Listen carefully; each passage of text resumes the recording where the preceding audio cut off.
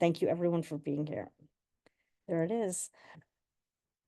Well, good afternoon, good evening, could be good morning for some of you, in fact. This is Sandra Yannone for Cultivating Voices Live Poetry, welcoming you to our opening reading of October. Always the first Sunday is our Poets Focus. It's our themed open mic. And our focus today is looking at the word possibility. As I like to say, also prismatically. You all are the features, and we'll be interpreting and developing that world of possibility together today with our 12 features, and no doubt we will get to the waiting list to hear some other poems for the 90-minute program. Well, folks, I want to just share something. I can't share the name yet, but I want to just give, while we're on the recording, a little such a special thing happened this week for our group. We have arrived at 5,000 members this week. So that is a little milestone. And we'll be doing a little something special that you'll be hearing about in the upcoming weeks, maybe 2 weeks from now. So first of all, I just want to thank each and every one of you here for being one of those people, and making Cultivating Voices live poetry such a, well, it's a very vibrant spot in my life, obviously, and I know that it has been for so many others. And so thank you all for your contributions.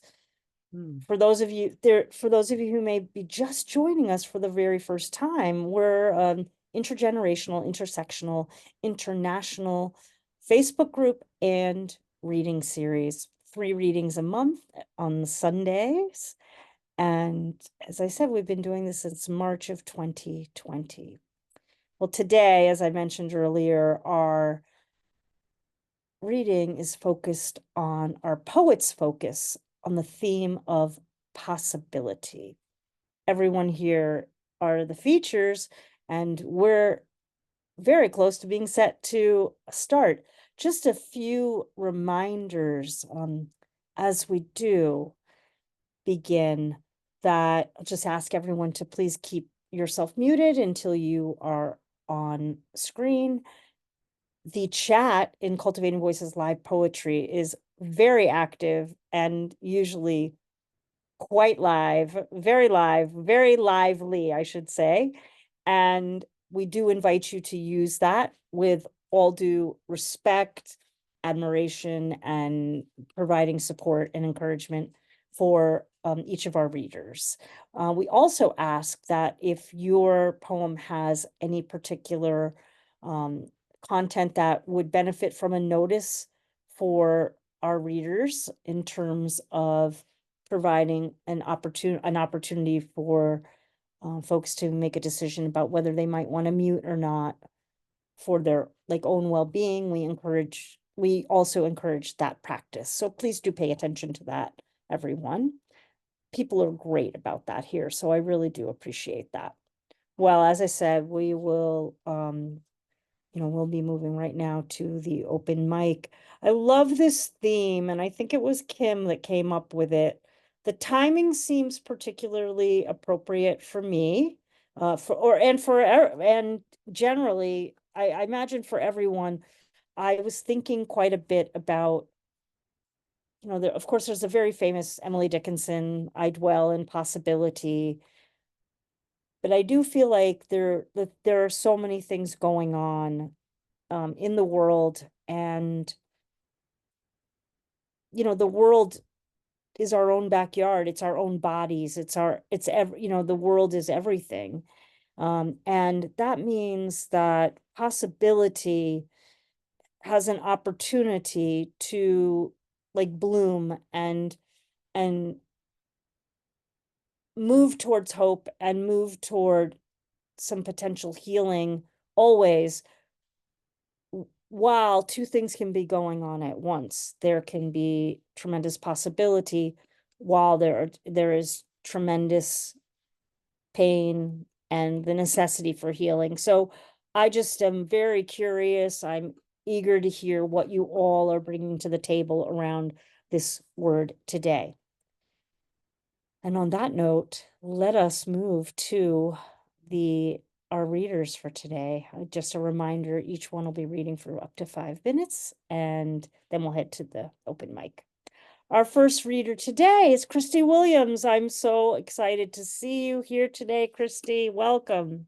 And thanks for opening up for today. Thank you. Can everybody hear me? You sound great. Okay, great. This poem I'm going to read today, I'm only going to read one, and I won't talk too long. But I will say, for those of you who don't know me, I'm a quadriplegic living with cerebral palsy. And so this poem came out of an incident in my childhood. When I was 7 years old, my daddy realized that I needed to know that I could learn to heal my body as much as I could and learn to save myself. And so this poem came out of that. And it was just recently nominated for a Best of the Net nomination for 2025. I'm really excited. And the only other thing you need to know is that I mentioned Mrs. Gulch in this poem, and she was Dorothy's neighbor in The Wizard of Oz, and then later, of course, became the Wicked Witch of the West. So here we go. My daddy taught me to save myself. He told me, one day my breath will stop. You will have to hold yourself up alone. I understood. My limp legs trailed behind me like ribbons. I would have to train my arms to burn carpet, speed through my commando crawl. Friday nights were for living room sleeping bags, pizza, and a movie. My stomach stormed even before Mrs. Gulch warned me. Asleep before everyone was safe, I woke in darkness, searching for sovereign hands trusted more than my own. His right hand sagged on the floor. My small fingers dug in. Still, his chest did not rise. I flipped on my belly, turned my body toward salvation, and heaved. Red shag carpet fibers soon dotted blue-gray linoleum. Moonlight shone on the long white spiral cord, waiting to release my voice. I hooked a left-handed digit between spirals, begged my chicken wing right arm to canopy my skull as the receiver plummeted from its base station. A bleeding dial tone cried operator. I watched seconds bounce in the echo until his shadow swallowed them silent. He told me, my breath hasn't yet stopped, but you have held yourself up alone. Thank you. Oh, that is a poem to open any reading. Possibility or no possibility. And I can see why it was nominated for Best of the Net. Congratulations Thank on you. that. And also, folks, a reminder, the chat's available as well for you to put in upcoming readings, things you want to share in your poetry world. So please do feel free to do that, to share those accomplishments and upcoming readings and things of that nature. Thank you so much, Kristie. Wow. Thank What a you. poem. Beautiful. Well, our next reader is our dear friend. Everyone's a dear friend here, but I don't know. I always say dear friend for Isaac Cohen. Hi, Isaac. Hi, dear Sandy, dear Kim, dear Don, dear all my friends. Today is a hard day because we memory all the people that that died and that killed and that kidnapped. And I, in the next week, was in the situation, the art situation, as a Cohen, possibility. I finished my work and went to the supermarket. I went to the light train. The train drove one station and stopped. The driver said because of security reasons, we must stop. All the passengers descended train. The bus came and rode one station before the siren sounded. All the passengers got off the bus to find shelter. No shelter was found, so we hid under the bridge. Grandmother, adults, youth, children, babies in arms. There was a second, third, fourth silence. A young girl cried, and I comforted her. The rockets were intercepted with a loud sound. We waited 10 minutes. The bus rode one station and suddenly another siren sounded. A mother with a baby asked me if I can bring the stroller the light train.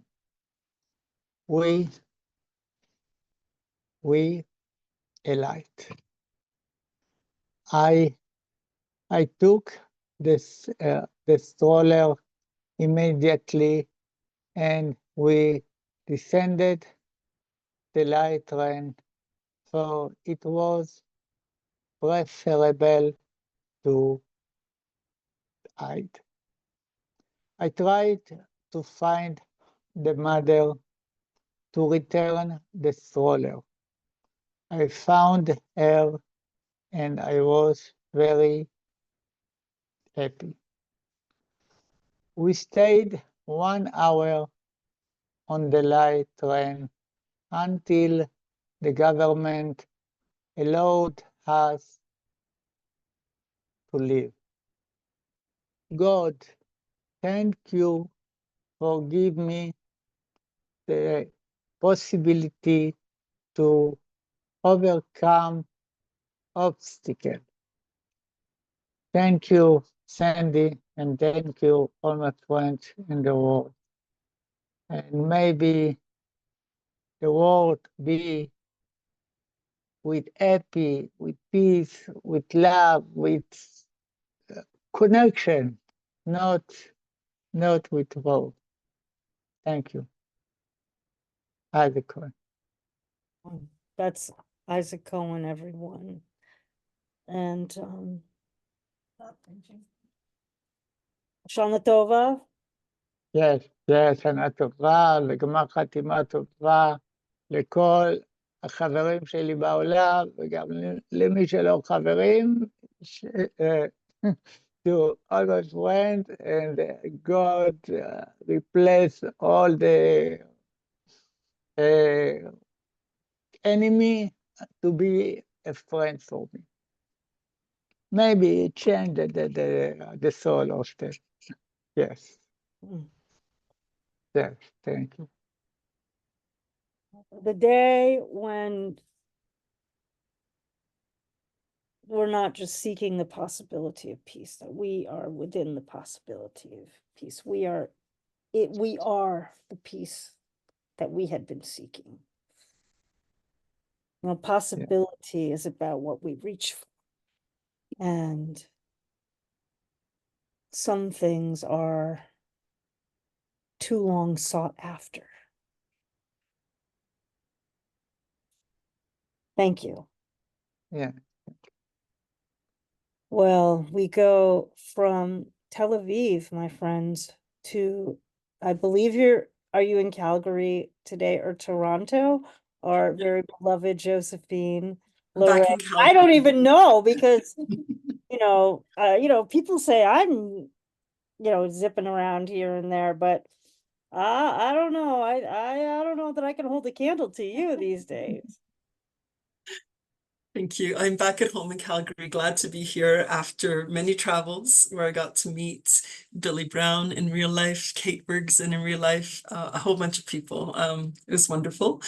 I would like to acknowledge that I live on the ancestral and traditional lands of the Indigenous peoples of this area, including but not limited to the Piikani, the Tsuut'ina, the Nakota, Kainai, and Siksika. I want to thank them for having brought culture and language and poetry to this land. I don't have a new poem on possibilities, but I wrote one in the darkest days of early COVID, where I was a teacher and our teaching went online. So I'd like to share that one. And it's on my computer. It's called Periwinkle. Periwinkle. I thought of periwinkle today, not the flower or the color, but the word. It's a good word. Yesterday, for a moment, it was spring, and I could believe the snow would go away like COVID, that flocks of blackbirds caw-cawing at the periphery of my horizons. A mother emailed to say her girl brightens up when she logs into virtual school, laughs. The mother does not understand French, but she does understand laughter. A different girl emailed me a picture of her brand new dog, a boxer named Dottie. A boy told me that he is becoming nocturnal. Another that his mom trims the sides of his hair, although the top is getting long. A different girl, hair dyed bright pink. I have a box of blue dye in my bathroom closet. Oh, the possibilities. I am teaching my students haiku through PowerPoint and voice clips. They sent me images and lovely turns of phrase. I tell them that if language is food, then poetry is the dessert tables, and they clap their hands. I suggest we all show up in pajamas next time.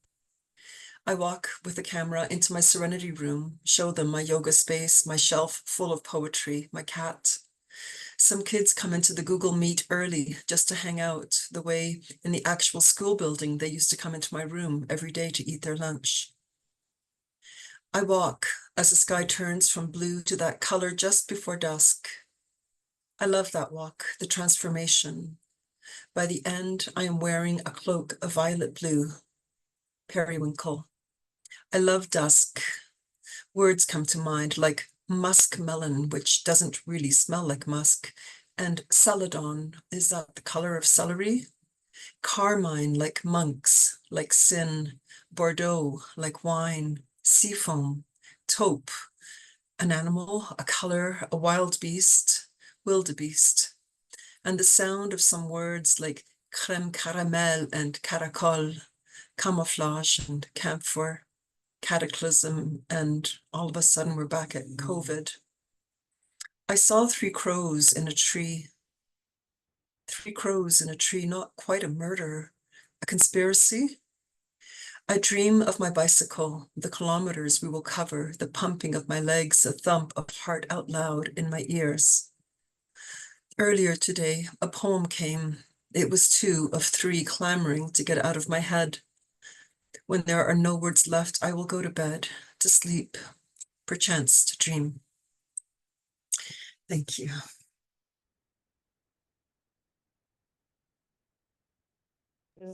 That is so beautiful. And I too love the word and the color periwinkle. And of course, I remember those days. I do remember those COVID days. And while you were reading just that beautiful lyrical poem, it occurred to me, Kim's always sometimes takes notes. I should say, oh, Did you notice how I said that? Always sometimes? Yeah, always sometimes. Always sometimes takes notes. Because sometimes I'll say, hey, let's do this thing. Okay, so two things. Maybe, I don't think we can do it, but what if we had a reading where we all came in our pajamas, just like a big slumber party?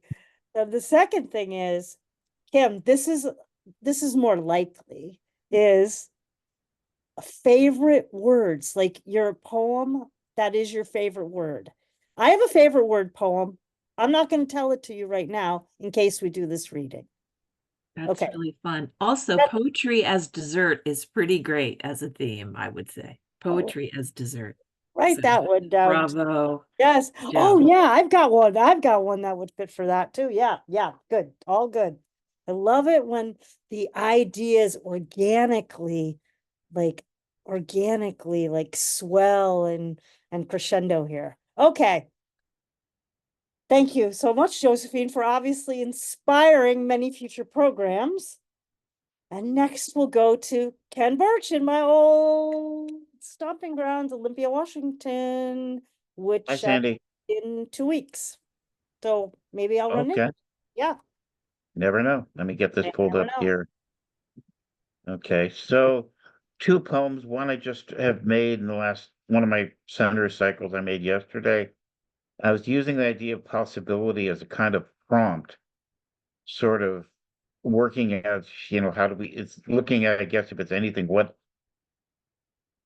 how do we sense the possible? What declares the possible? Anyway, but it goes like this, starts like this. What is not yet seen, what no present ears discern, makes itself still known. Makes itself still known in the nearly to arrive, soon to be what is? Soon to be what is forming from the lack of form into what? Who knows? Into what? Who knows what the knowing dares to mean? Why then do we ask? What then do we ask? What then do we ask strangers as their paths meet ours? Trust their answers then? Trust their answers then to merge them with whatever guesses could be ours? Guesses could be ours, merging with what they might share, form the possible. Second one is one I found this in my laptop this morning. I'd written it probably back at Evergreen, and I think I was looking at the idea of how I related to learning musical instruments when I was much younger and a lot shyer. Sort of things like relating to things like being in high school, and there was always somebody who might play the guitar or play the piano and be in the center of stuff, and I could never at that point had the nerve to do that. But it's looking at that idea starts like this. When they tried to teach me the correct way, the proper way, the approved of way to arrange the sequence of sounds a person could make with a set of keys attached to 88 strings in a box of wood, or a set of 6, 8, or 12 strings stretched down a long, thin, round board, which led to a rounded, shiny, hollow shape also made of wood. I could learn part of the ways, a little of the ways they said were the ways to play. Weird that they used the word play. Most of what they called playing was a lot like what most people called work. I couldn't find the play in most of it. I couldn't find the skill or sometimes the will to do the work they called play in most of it. After a few months, I could not find me in any of it. I could walk down the highway, always, in the schools I passed through, trying to keep my head down as I passed through them, often feeling that everyone else passing through was doing so with the right to pass through, a right I wasn't sure anyone else in those schools believed I had. And in those halls, there would always be someone, wood and string held in their arms, like they have the right to hold them, like they and only they were entitled to play. Like the sounds they could draw out of the strings in the wood were meant for everyone to hear, and the sounds I might draw out could never truly be. Or at a party, I might end up with, in those years, someone at the big wood box owning its power, their hands rolling through the keys at speeds I could never approach, even with a jetpack. By the way, were those ever really a thing? Their voice flying through the room, the song seemed written in them in those moments in the room. Never daring in those years to approach or to touch that box or those strings where others might hear. It was only when the news bulletin rolled through the crawl at the base of my mind that I saw the way, find the way to the notes, the way to the sounds, the way to the words, was to cease to care what some thought was the way to the ways to the way to the only way to play. Thank you.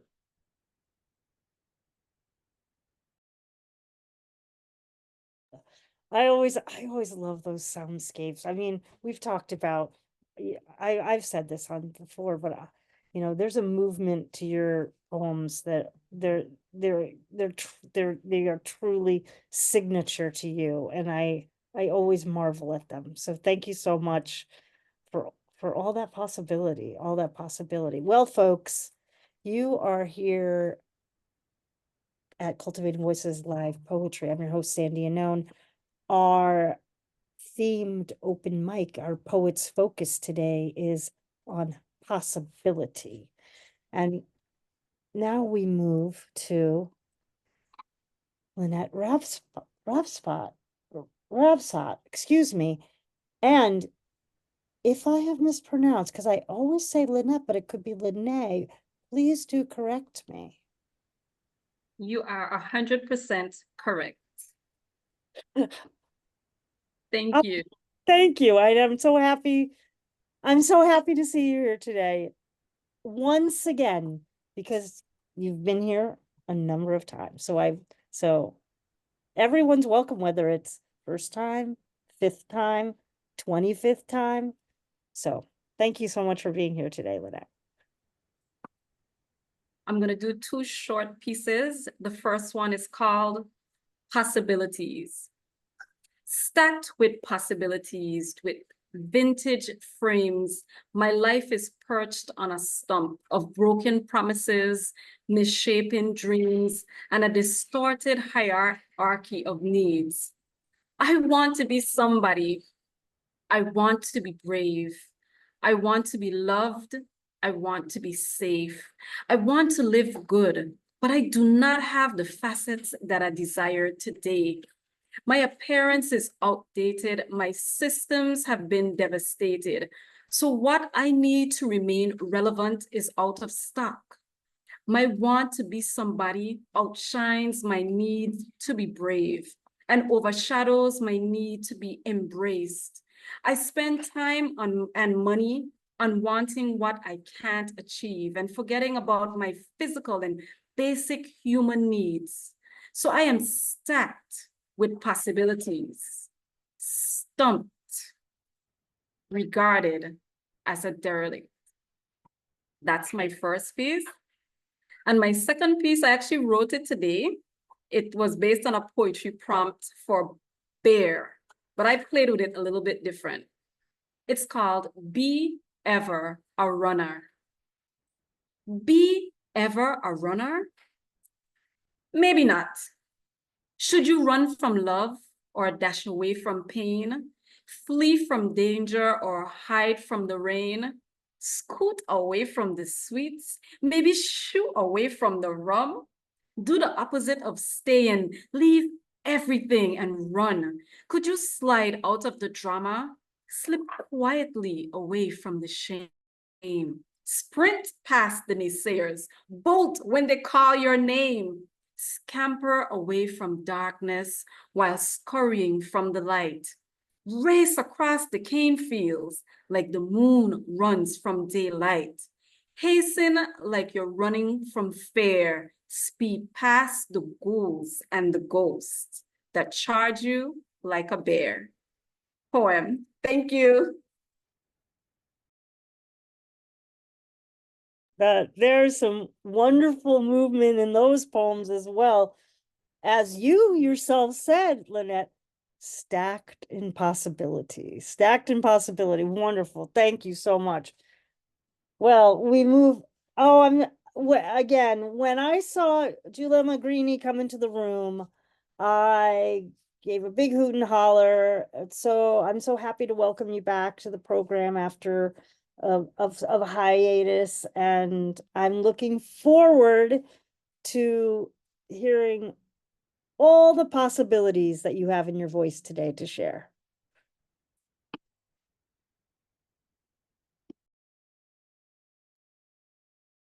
I'm happy to be back, Sandy. I didn't. I'm on now. I thought Don it was his turn. But anyway, it might help to know that in Pittsburgh, we own an obscenity of scorn, screeching jag off within our own chosen derisive speech.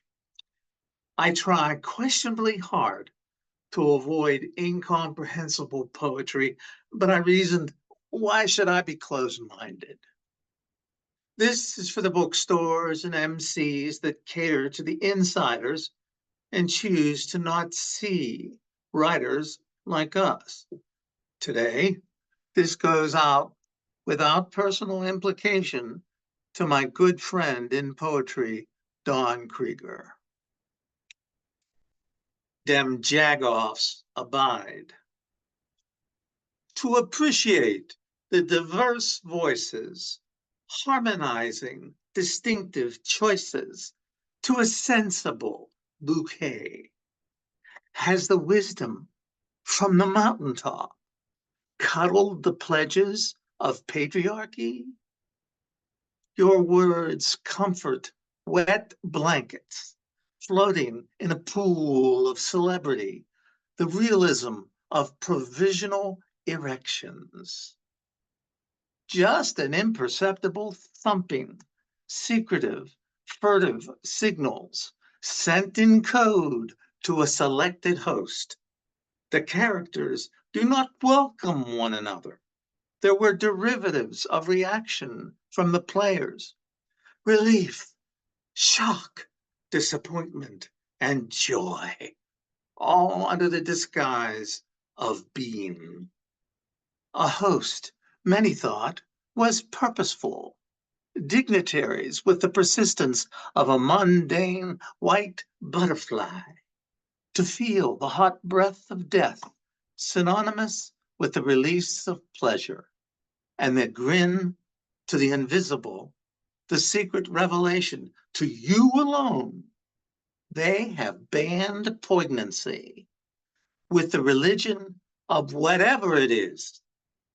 Theology grounded in percentages and the sincerity of a virtual hand heart. The air in the present dictates that it is highly understandable that Jimmy fancies dolls, and the voices of the babies in the bag become clearer and clearer. Thank you. Well, that's a return. That's a return. All right. That's Giulio Magrini, everyone. And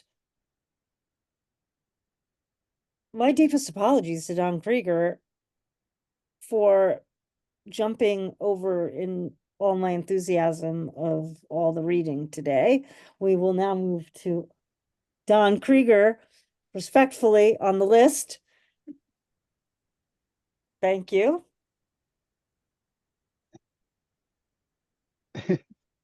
Thank you, Sandy. Thanks, Giulio, and everyone who came before me. That jagoff is such an appropriate word for so many people out there, particularly politicians. Yeah.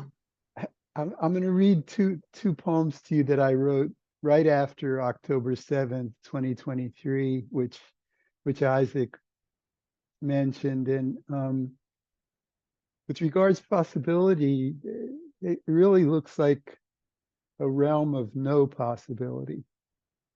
That's what it looks like. It's so hopeless there, but they're going to have an election in 2026, and I'm confident things will change. These are in a book, by the way, and I just released the book yesterday for free, and I'm going to put a link where you can download it if you want it. These are the central poems in the book. On October 7, 2023, terrorist gangs breached the Israeli-Gaza border, killed 1,200, and kidnapped 247. The ferocious response of Israel's military has killed 20,000 innocents and counting, and turned the lives of Gaza's millions upside down. Lament for those held hostage tonight. Tonight, Israel lives, sworn to defiance and blood, in fear for her children, shackled by fanatics or dead. Gaza waits breathless, the hell strike to come. Her creatures hide in her ruins, surrounded by innocents. How many would kill me if they knew me? How many would I murder if I could? Which of us is clean? I judge myself without mercy. Yet the brutal cycle we cherish in God's image is beggared by his cruel glory. I am a Jew without hope or faith, yet I can still pray and do. One more time this night, may your death angel pass me by, leave me whole, your chosen, terrorized, and waiting for tomorrow's horrors. If you truly exist and hear, then hear this. You are a beast and unfit. So too your zealots, whatever their name for themselves or you. If I held your might, Almighty God, in that instant I would erase you and your memory from all that is. If you truly exist and care, open the earth and destroy me. For though I claim nothing over Moses, your darling, I claim goodness over you. Surely we would be better off without you. But who, if not you, can stop the madness? Who even wants to? Surely not Israel, whose privilege stands on her armed might and her God-given destiny. Surely not the dispossessed Palestine, whose only strength is destruction. Surely not their Arab kin, whose only gifts are weapons forged for an ancient feud. And surely not America, we whose nuclear bullets hold the world hostage, like those Israeli hostages shackled in Gaza tonight, like those Gaza innocents beggared by Israel's might. That's lament for those held hostage tonight. In the beginning, we must know ourselves, St. Augustine.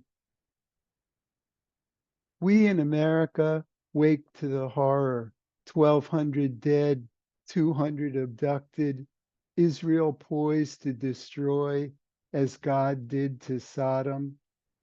We swear never forget, or free Palestine, or some other such meme of the moment. Babel, the towers at city center in flames, smoke and harbor stench, billowing silver in the sun. And so it goes on and on. We care as we watch on TV, but we live in an orchard, figs and cedar, fresh bread and warm shade, clean work and time stretching to the evening cool. The innocents and righteous of Israel and Gaza may as well have died with Lot's nameless wife, killed by God for caring, because he never did, even for his own. So why should we? We in America may as well have lived as imbeciles in Eden, where knowledge was forbidden, when hate and humanity were new.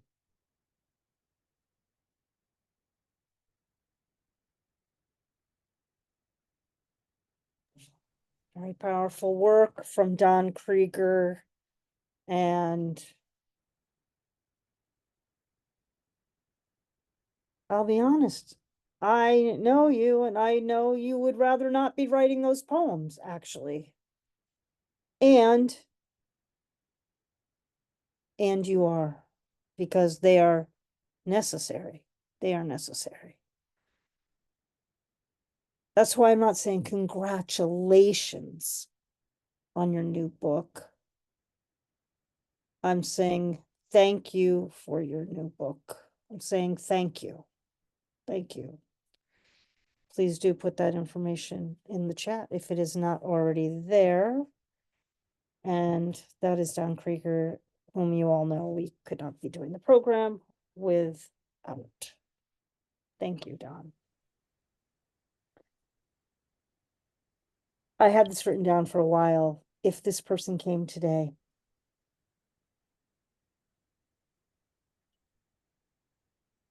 Possibility Brown.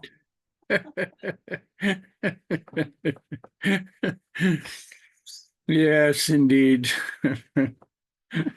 So good to be here again. So good to see you, Sandy, and Dawn, and Josephine, and Martina, and all my friends there. Giulio, haven't seen you in a long time. Kristie, etc. So great to see all of you. I've just put this together recently. It's more like a meditation than a poem. There might be some poetic elements, but I entitled it Anything is Possible. I tell my statistics students that when they flip their coins during my lecture on probability, that the only possible outcomes are heads and tails. But what if one lands on its edge? One of my students asks. Well, yes, that is possible, but it is so rare that we can ignore that possibility. We furthermore can ignore the possibility that when the coin hits the floor, it may plunge some distance into the interior of the earth, never to be seen again. Anything is possible. My son, acting in the play Rosencrantz and Guildenstern Are Dead, tossed a coin 100 times, obtaining 100 heads in a row, something for which the chances are enormously unlikely. 1 chance in 2 to the 100th power, less than 1 chance in 10 to the 30th, or 1 in a nonillion. That's a nonillion is 1 followed by 30 zeros. Far more. That's far more than the number of stars in the known universe. Anything is possible. About 15 years ago, my partner and I and several friends arranged to hike to the bottom of the Grand Canyon, stay for 2 nights at Ghost Ranch, and hike back out. At the bottom of the canyon, I was so exhausted that I thought it impossible for me to take another 100 steps, let alone climb back out 2 days later. We arose at 3 a.m., packed up our backpacks, switched on our headlamps, and began to hike out in the pitch black night. Yes, it was possible.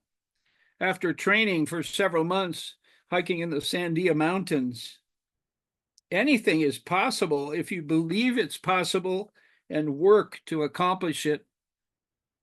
In 1996, just 3 months after she graduated from high school, we gave our permission for our daughter Elizabeth to fly to Los Angeles to spend a few days with friends before they all went off to their separate colleges. Late Saturday night, I answered the phone only to hear someone at a Los Angeles organ donor outfit request permission to harvest and transplant Elizabeth's bones. I angrily said, "You must have the wrong number," and hung up. I told Elizabeth's mother about the call, and we wondered, what is the possibility we would receive such a call from a Los Angeles organization that they would even have our phone number, given that Elizabeth was in Los Angeles? Quite possible, and yet we had not received the obligatory police officer visit with the bad news. Of course, the rest is well-known history. The terrible possibility was a terrible reality. Anything is possible. Finally, is it possible that one day I'll find myself in the afterlife and encounter my Elizabeth there? Is it possible that the ashes from her cremation will reassemble magically into a beautiful, warm, alive person and share Elizabeth hugs with me again in this life? Not possible. And yet, anything is possible in our vivid dreams. And indeed, Elizabeth does live in my heart and in my dreams. Thank you.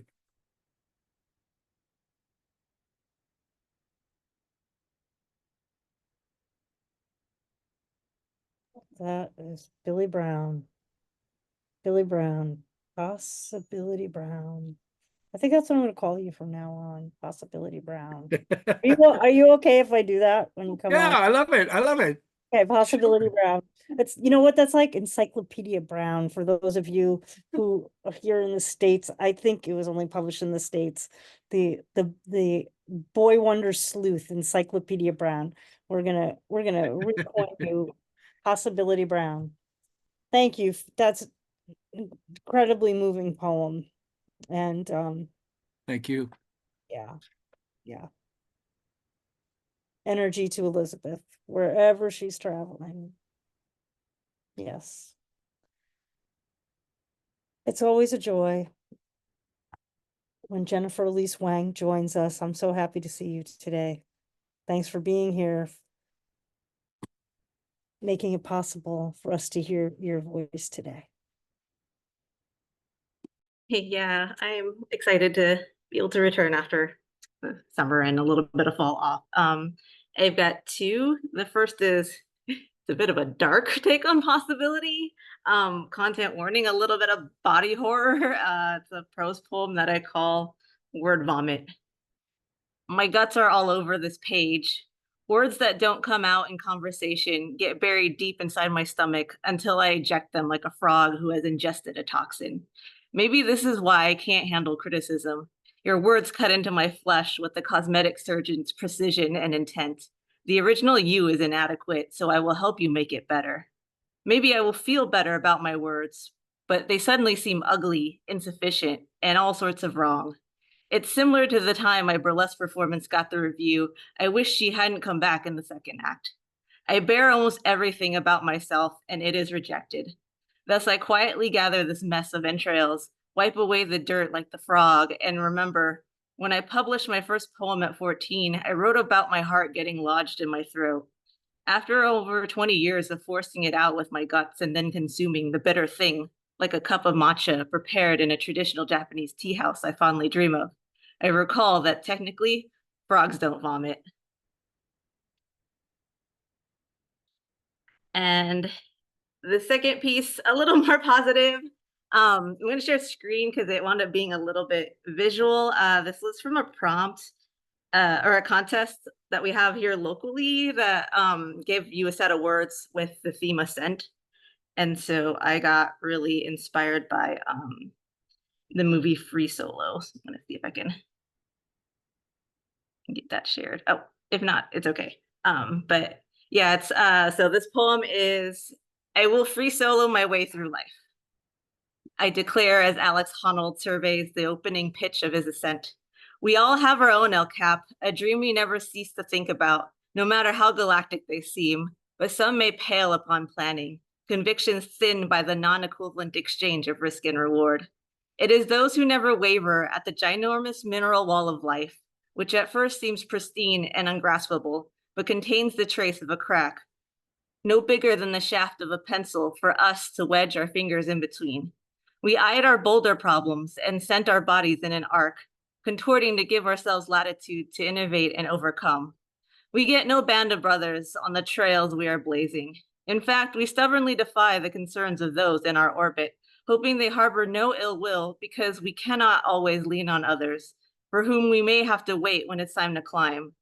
We will not be deterred by pain akin to rough rock slicing into the palm or a broken rib that keeps us from future chortles of celebration. It is the untouched face of never doing that will haunt us. The deaths of peers are not an omen, but the truth, because all of our lives will end by avalanche, be it of snow, rock, cancer cells, or exhaustion.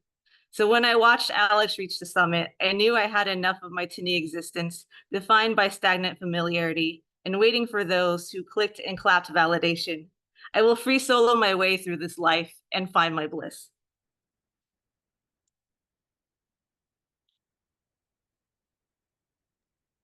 Fabulous poems. That's Jennifer Elise Wang. Thank you so much. You know, I don't think that first one's too dark. I think it's just right. I think it's just right. And kudos to you for publishing your first poem at 14, by the way. Yeah, it was my school's literary magazine, but yeah, I was like, I enjoyed that they gave us that opportunity in high school. Exactly. That's great. All right. I have still the fondest memories, Cheng, of meeting you in New York at the Poetry Festival on Governor's Island. And I just, I get that little warm, fuzzy feeling, that happy feeling, thinking about it every time. So I'm just so glad to have met your company and now get to hear your poems. So welcome, and thank you again for your really smashing, moving, powerful reading from Braided Spaces on our new book showcase last month. Cheng, everyone. Thank you, Sandy. I have warm, fuzzy feelings too. Like there was a familiarity between us before we even said hello. This poem is after Chen's "When I Grow Up, I Want to Be a List of Further Possibilities." So I wrote a poem in response, and my poem is titled, "When I Become More Me, I Want to Be a List of Fulfilled Dreams." To be a good friend, chosen sister for C. To be one big pokey thorn, to crack the stubbornness of C. To be a business advisor for W. To be a sounding board for my chosen brother who is sometimes colorblind to my reality. To be a more colorful GPS of social boundaries for this chosen brother. To be no more accidents of emotional trespassing. To be in my Archivist Time United Nations for my community who wants to be America for me.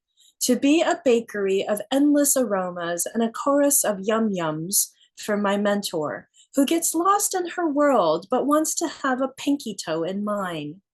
To be a gramophone of laughter when my nieces ask, "Why is my dog like that?" They can understand queer. Because he goes by any pronouns and he's definitely a gay boy bottom. Because he gets humped by many dogs at the dog park. To be the one my teachers raised me to be, a lead coyote from the wild and urban pack with whoops and yip howls, to be a purse of snacks and everything I might need for my sisters who are becoming their own coyote packs. To be, for me, somebody, everybody, remembered in many fond memories. To go fancy and dressed royally with that artisan-made body chain, a boomerang from frugality, humble and noticed by her. To be seen and loved, remembered for everything that is close to my heart. Silver snake air cuffs, red silk dress, flower crown with orange and yellow roses. To be the silk and the silver, the leaves, the petals. I think we have time for one more. And these are poems that are not published. So if you'll just be kind to not screenshot, can I share screen? Is that an option? Okay, great. If you share the screen, it'll go into the recording, Jen. Oh, okay. Well, then I'm gonna just tell you what the poem looks like. It is the glucose molecule, and I wrote the poem around the shape of the glucose molecule. And I am an ice cream freak. So for those of you who are combating your diabetes gene that you might have inherited of no fault of your own, this is your possibility of how to cheat. So a little humor for today. How I cheat the diabetes gene. Eat protein and fiber with sugar to lower the glycemic impact. Pistachio coconut milk ice cream is my best treat. I line my belly with protein from turkey deli meat before I indulge in summer gems of stone fruit. I aim to cheat the fate of my father's diabetes genes. I only take his funny bone and nothing else. Science, please free me. So there's a little bit of food humor for you, for your possibilities of indulging in sweets and ice cream.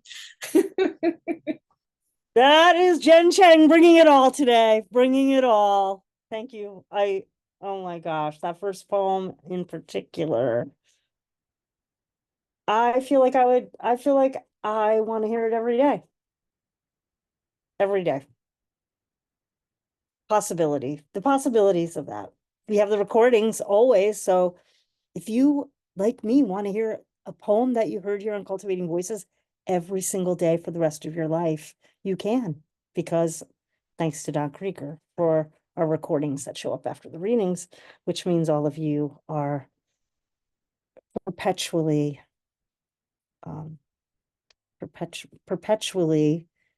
in posterity.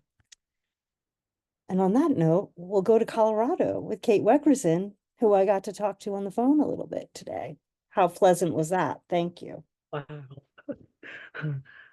Yes, and thank you very much. I am truly a voice talking person more than I am a writing and being secluded. I want to talk, but I do talk to the birds and the apple tree and the falling leaves and the weather, and I talk all the time. And someday it shall be written. This is dedicated to my BFF since the 6th grade, over 60 years. Try to do this without crying because I love her immensely and she loves me. We may sit on different sides of politics and we give each other a break and then we come back and we talk for 100 minutes. Yes. 1970s, she drove a Volkswagen Bug. We headed up the Watchung Mountains from our homes on opposite ends of the Watchung Road. Meandering narrow roadways, occasionally stopping by a river. She was the adventurer, and I always needed clarity, as I was sometimes needing to tell her, slow down. There's a big curve ahead. You need to slow down. So I needed her reassurance. And she gave me constant reassurance. I needed that. I never stood as a bystander. One day she drove over and ran to my house and rang the doorbell. Come on, get in. As she jumped for joy, she had just stopped by the home in the mountains where we rode often, and there was a horse that a woman had, and the woman was out grooming the horse, and apparently this 6-hand horse had been her husband's police horse, and he had taken this retired police horse and raised him until his death, and she had him. And my best BFF said, Can I come up and ride him? She said, yes. Can you handle a 16-hand horse named Muldoon? My friend said, of course, and I will be back. I have to go get my BFF friend. My teeth kind of chattered when she told me about it because I am of caution and she is of reassurance. Off we headed to meet Muldoon. She reached for the gate, even though I needed more clarity. And I knew there were always possibilities. She did not turn off the electrified fence, and she was thrown back to the ground. And she looked at me and she said, it's okay. It's okay. Kathy, it's okay. I'm okay. We're going to ride Muldoon. Okay. So there we go. She got up on Muldoon when we reached a field across the narrow roads, and she put down her hand to pull me up and said, hold on. Muldoon was so ready for this ride. Muldoon galloped across the field that was surrounded by old 100-year-old stone walls, and Muldoon took off. Mind you, one rope around Muldoon, no saddle, my arms around the waist of my BFF. Muldoon screeched at the end of the field and spun around, and we held on, but as he spun, we went the opposite direction, and then he headed back the other direction, and he galloped to the end of the field once again. She recanted, hold on, he'll slow up. Last minute, Muldoon halted and back across for another gallop. I need clarity about safety, yet my BFF was the best person to have adventures in my life. Thank you.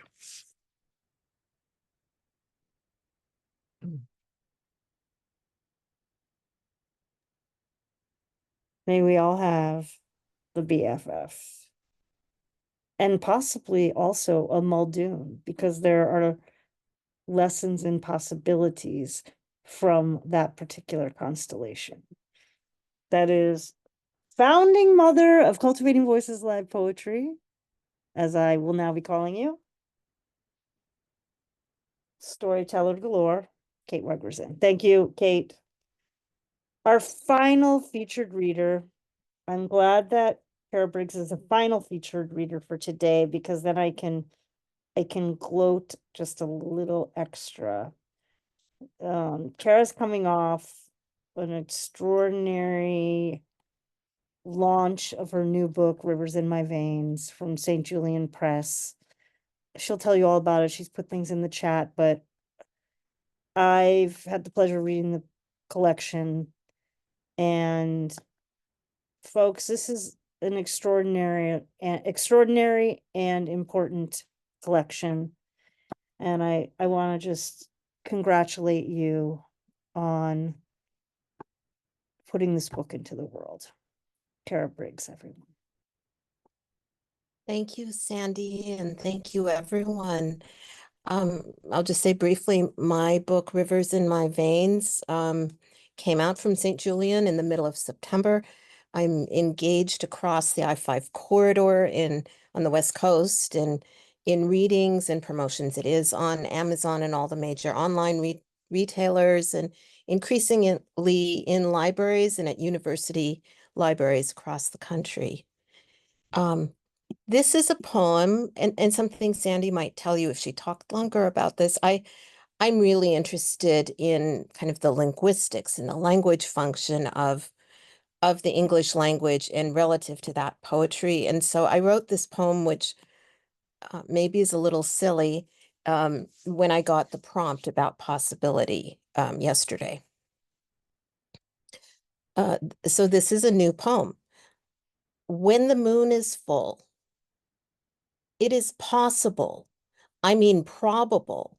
I mean absolutely improbable the possibility that the moon is made of cheddar cheese. No, it is possible, every probability, impossible to be anything but Swiss, all full of craters. Yes, possible that loons are crazy, foxes too, in the moon, yes. When the moon is full, the man in the moon, yes. I demand to raise the possibility of another gender reclining in the velvet black sky, lacy white evening gown fluttering, white light like white wine flowing when the moon is full and possibility fills the night.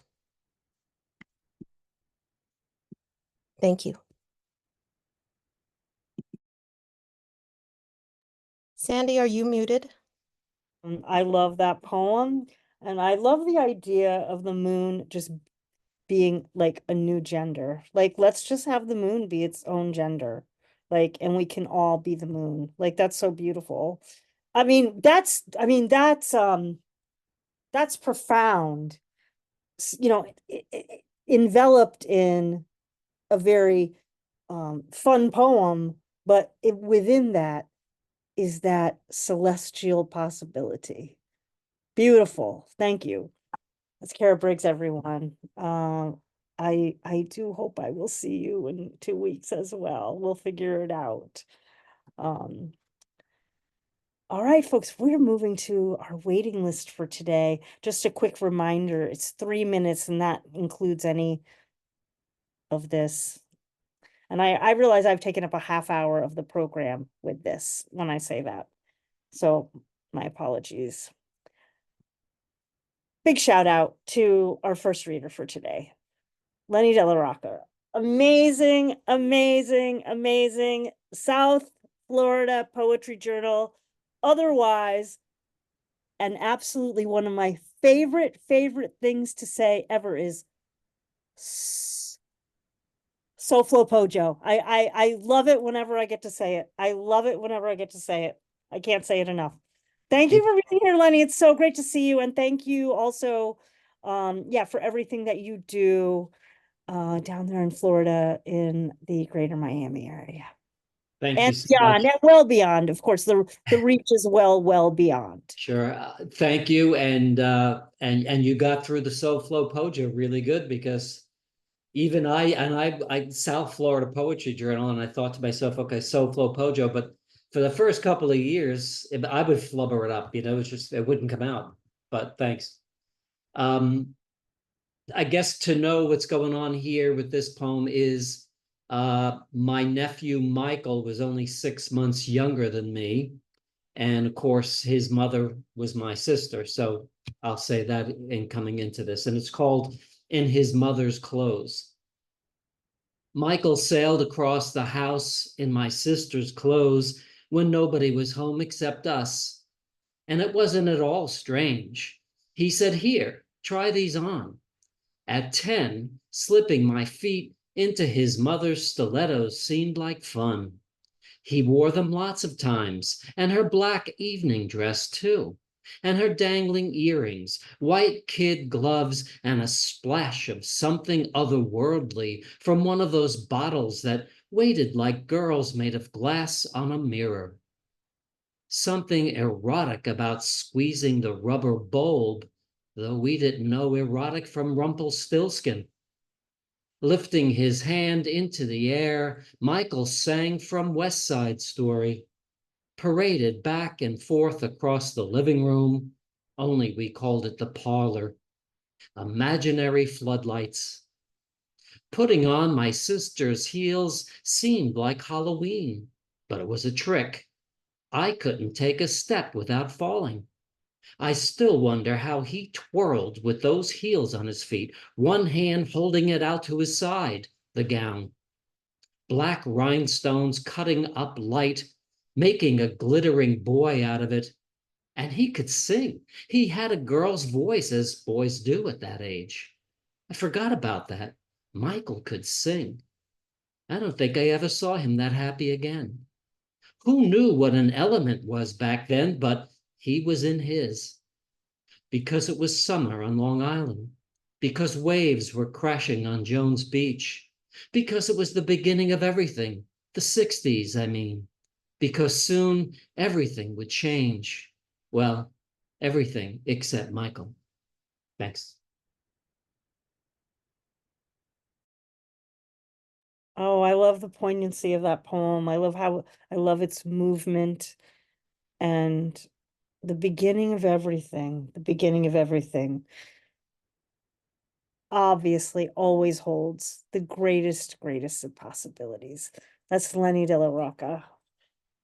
So Flow Pojo, everyone. Look it up. Amazing journal, and they have fantastic events. Also, you see them advertised here on Facebook and elsewhere. I've been able to hear, I don't know why I've been this lucky, but I've been in a lot of rooms lately to get to hear Ron Bremner. So it's even better when Ron is here on our program, but I'm excited. I've been very excited and fortunate to be seeing you reading around, and that's so fantastic. Thanks for coming, Ron.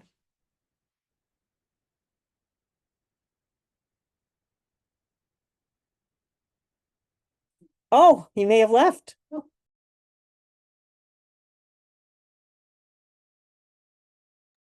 I don't see him, Sandy. I said, oh, yeah, of course. I'll save that nice intro for the next time he's here. Well, now we get to give a very warm first time in the room with us here live in Zoom to Symala Dason. And it was just so nice to get to chat with you just a little bit before the program. And welcome. And I'm really looking forward to hear your poem. Full of possibility, obviously. Thanks, Sandy. It's also full of food because I had some maybe more serious things lined up, but the ground has been covered and it has been covered so well, and we're coming to the end. So this is about food, and maybe it's a little fun. Instructions for visiting an Asian supermarket in America. Be careful at the fish counter, or possibly arrive wearing padded clothing. The little old ladies crowding around, those wearing lemon yellow and pink together, have pointy elbows and no scruples about using them. Be careful to buy the real fish sauce, fermented shrimp cake, or other specialty condiment. You know, the one from the particular country whose food you're homesick for. Be off by one country and your whole meal will be sad and self-critical. Be careful with ginger, which is neither galangal nor young ginger, nor is a black chicken in any way the same flavor as a plain old, ordinary, whatever color it comes in chicken.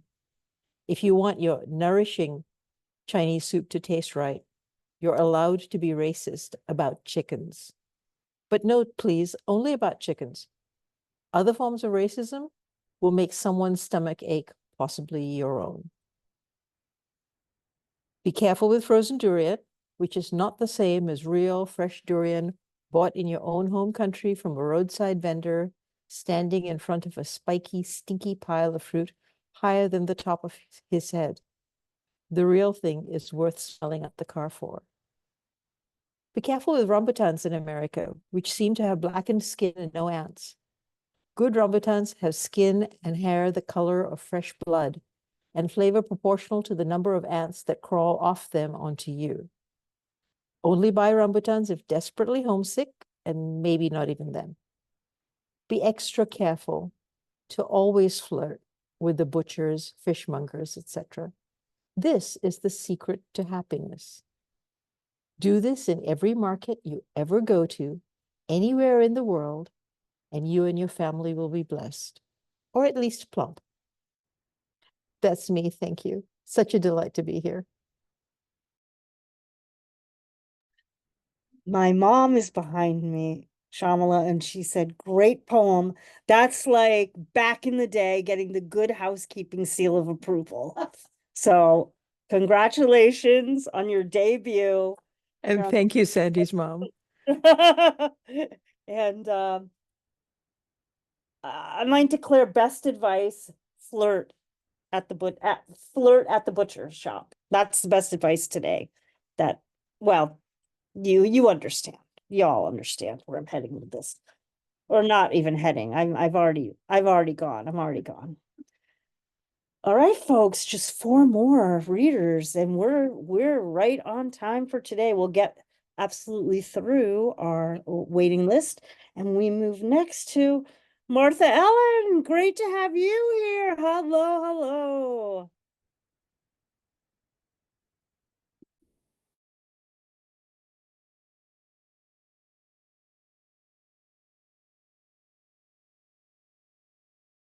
My mom just asked, is she there? And unmuting, a little unmute. That's okay. There you go. There you go. Okay. My sister has cancer. To see my sis today, she loves when I tell her stories, laugh. So I'm wearing my fossil bracelet, a chambered nautilus, 66 million years old. Amber, I'll make up a date.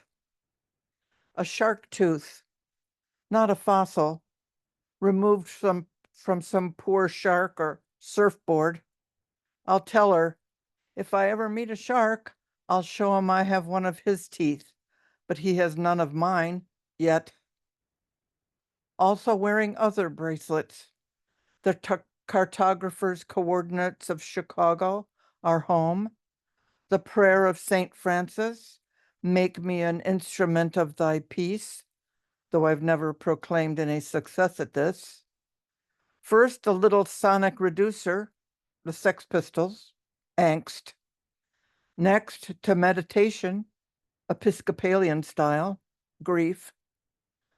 Finally, the best, my dearest sister. Have happy days. They are numbered. Thank you.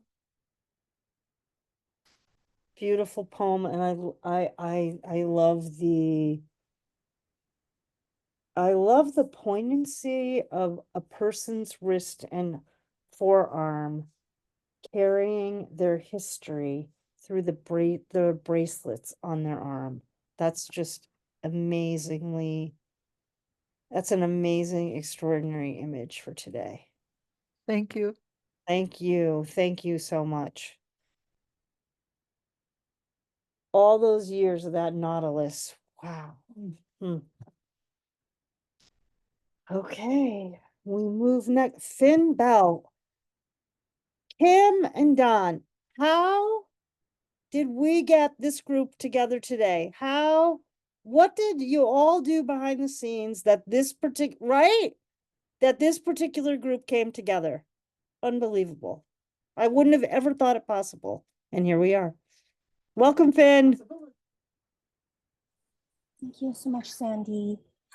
Instead of reading one of my poems, I want to read another excerpt from this delightful book that I'm reading, which I didn't know to begin with what the topic was. I just liked the little picture on the front, and it just was a gift in so many ways. It keeps on giving. So this is Cookie Ponya Everman's We Belong. One morning, Batala came to watch us training. I saw you beat my general, he said to me, proud. I blushed but nodded, then looked at Apulaki. He was leaning in to listen to Kidlat's whispers. You are a brave warrior, Mayari, Batala said. I cannot wait to see what you will do in battle. Our father talked to me of strategy against Amansinaya, goddess of the seas, Batala's eternal nemesis, and our aunt. I was only half listening, consumed by my worry that Kuya Apulaki was falling under Kidlat's spell. Kidlat smiled and winked at me, then turned to put his arm around Apulaki and lead him away. I burned with a new resolve.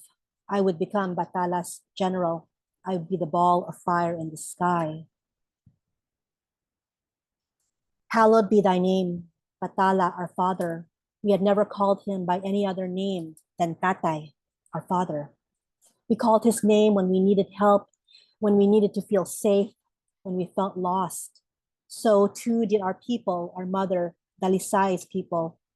The people we watched over from heaven, brown-skinned fishers and farmers who lived on the islands protected by the sea goddess, Aman Sinaya. That is until a new god came to the islands on a boat from a distant land, a porcelain baby doll, a cherubic alabaster immigrant in resplendent robes given to the highest ranking mother in the tribe by the alabaster ambassadors.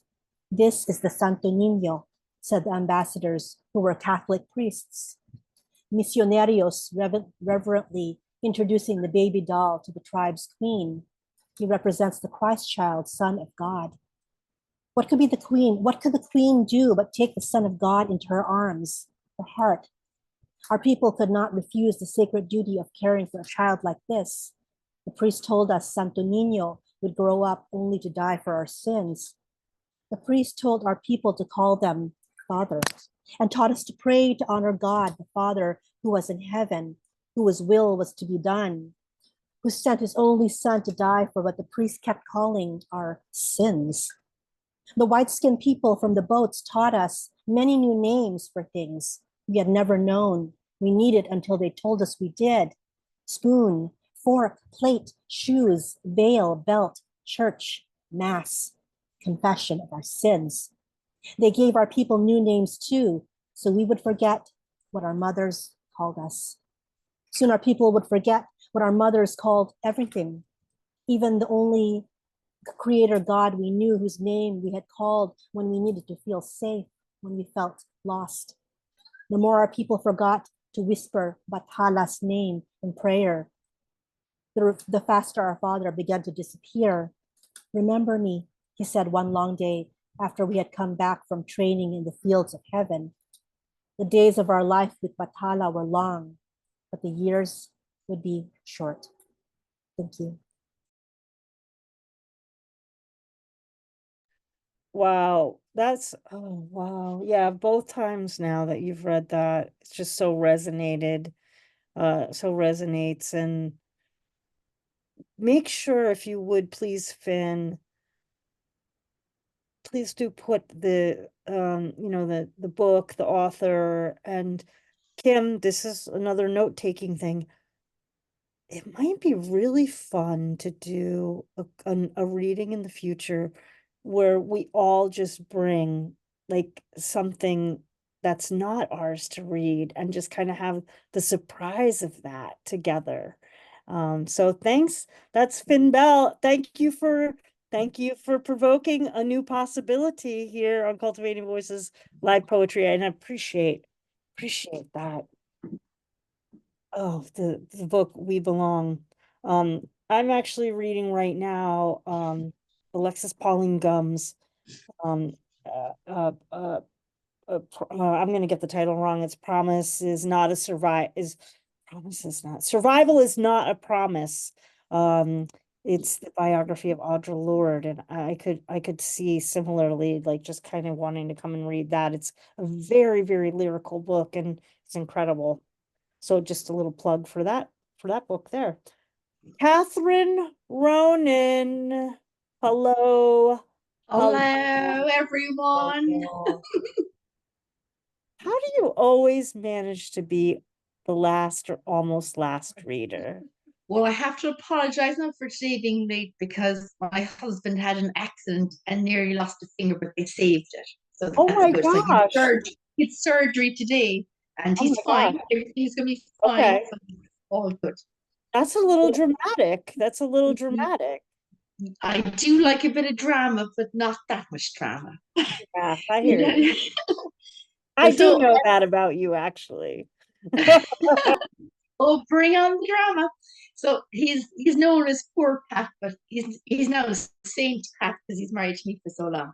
So this is a poem for Pat, a super short poem. You are the river flowing through me. You are the rock steps across. You are the red kites above me. You are the I am not lost. You are the never leave me. You are the never why. You are the never question. You are the reason I try. You are the calm in my purple chaos. Forgive me again, if possible. Yes, that is, yes, yes, yes. Folks, if you are not clear why I'm going a little crazy here in the recording, it's because Catherine Ronan has just delivered the punchline of a poem today on our Poets Focus on Possibility. And I'm going to close us out with a very old, well, maybe a decade long. That's, yeah, I guess that's old. A decade old poem, could be, my mom says, that has the word possibility in it. So I thought, why not? And it is a villanelle, one of our favorite obsessive forms here at Cultivating Voices Live Poetry. And this is called Planetariums for the Blind. I wish you could see what I see in your eyes through the telescope of mine. Have I mistook what I am coming to understand as your mystery? Have I arrived here at this minute in this century only to appreciate love as more than the two who overlook the wish for what they could see? What I see, all my plain sight can manage to view of your galaxy, your blood orange planets shaken from their trees, look down at what I have come to understand as your mystery.